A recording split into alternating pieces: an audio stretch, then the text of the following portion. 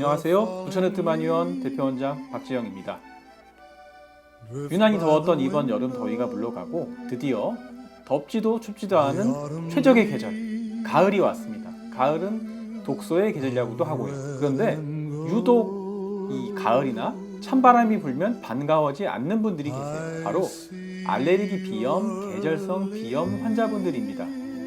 한번 찬바람이 불기 시작하면 지속되는 콧물, 코막힘, 재채기로 고생하는 알레르기 비염 환자분들이죠. 오늘은 알레르기 비염에 도움이 되는 비법, 꿀팁을 공개하겠습니다. 끝까지 시청해 주시면 도움이 되는 정보 가져가실 거라 생각합니다.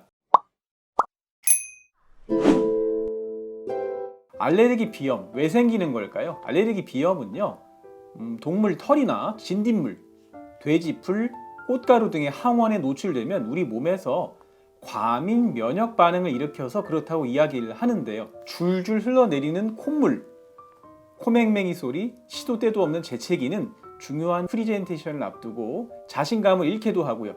학생들은 공부에 집중을 못해서 성적이 떨어지기까지 합니다. 병원 처방약을 드시면 잠이 쏟아지고 또 콧물을 줄여주는 스프레이를 뿌리면 즉각적인 효과가 있지만 그때뿐이란 단점이 있습니다.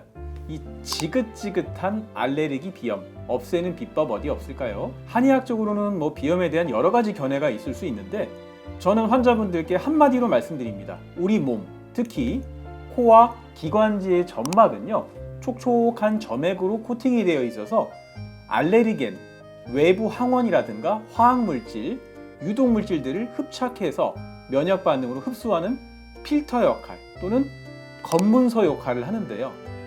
쉽게 이야기하면 이 파리 끈끈이가 끈적끈적해야지 파리를 잡아낼 수가 있는데 몸의 기운, 특히 호흡기와 폐의 기능이 떨어지면요, 몸이 지쳐서 적응을 못하기도 하고요.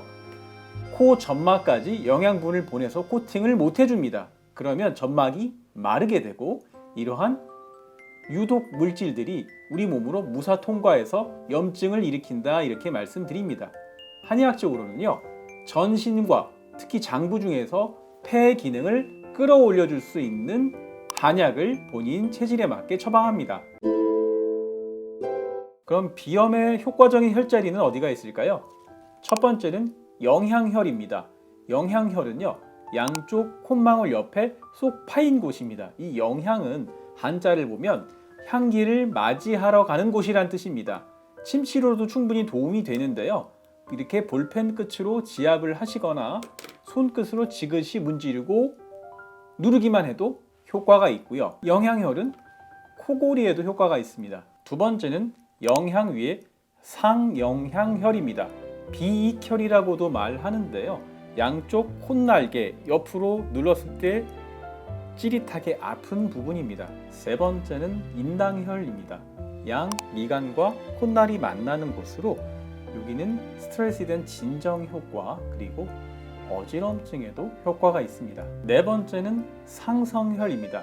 인당혈에서 좀 위로 올라가다 보면요, 이 머리카락이 처음 시작하는 곳을 전발제라고 하는데 이 부분에 쏙 들어간 곳을 상성혈이라고 합니다. 다섯 번째는 열결혈입니다. 열결혈은요, 양손을 서로 맞대고 반대쪽 검지손가락이 닿는 부분의 혈자리입니다. 비염, 축농증, 그리고 마른 기침에도 효과가 있습니다. 그리고 더불어서 비염에도 좋은 음식을 한 가지 말씀드릴게요. 신이화는요, 목련에 다 피지 않은 꽃몽오리입니다. 살짝 으깨보면 이렇게 상당히 매운 냄새가 코끝을 찌릅니다. 성질은 따뜻하고 맵고 풍한을 없애주는 효과가 있습니다. 신이화는 알레르기 비염뿐 아니라 다른 전신 알레르기 질환에도 제가 애용하는 한약재입니다. 두드러기에도 효과가 있고 몸에 붓기를 내려주고 치통에도 효과가 있는데요. 주의하실 점은 흰 목련의 꽃몽오리를 쓰셔야지 붉은색 자목련의 꽃몽오리는 효과가 없습니다. 신이화를 댁에서 드실 수 있는 가장 좋은 방법은 차로 드시는 건데요. 물 약 200ml에 신이화 15g 정도를 넣고 끓여 드시면 되는데요. 너무 뜨거운 물에 오랫동안 팔팔 끓이면 특유의 매운맛을 내는 정유 성분과 플라보노이드가 날아갈 수 있으므로 끓여서 약간 식힌 85도씨 정도의 물에 10분 정도 담궜다가 건져낸 후 드시면 좋습니다. 알레르기 비염이 있는 분들은 어떻게 생활하시면 좋을까요? 첫 번째는 가습기 틀기입니다. 비염은 습도가 낮고 건조할 때 더 심해질 수 있습니다. 지금처럼 기온이 떨어지기 시작할 때는요, 창고에 놔두신 가습기를 꺼내서 잘 청소해서 대개 방마다 틀어놓으시고요. 사무실 책상 앞에도 작은 가습기 하나 두시면 좋습니다. 두 번째는 실내 환기를 자주 하고 청소하는 게 중요한데요. 실내에 계시면 공기청정기가 좋겠거니 하고 창문을 다 닫아놓고 계속 몇 시간 동안 공기청정기만 틀어놓으시는 분들이 있는데, 공기청정기만 틀어놓는 것보단 자연 환기가 좋습니다. 최소한 1시간에 한 번 정도는 10분 정도 창문을 열어서 환기를 해주시는 게 좋고요. 이불이나 베갯잎 등은 자주 세탁하시고 실내 먼지가 쌓이지 않도록 청소에 신경 써주시는 것이 좋습니다. 세 번째는요, 단 음식 피하기입니다. 정제된 설탕, 과당이 들어간 음식들, 탄산음료, 달콤한 조각 케이크, 라떼, 핫초코는요 피하시는 게 좋은데요.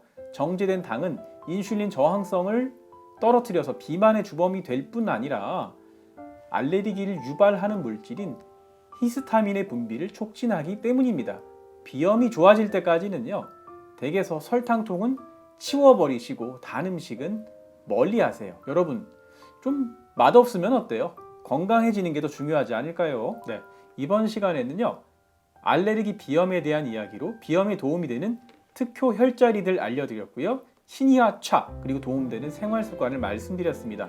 오늘 영상이 도움이 되셨다면 구독과 좋아요, 알람 설정까지 부탁드리겠습니다. 오늘도 긴 영상 시청해 주셔서 대단히 감사합니다.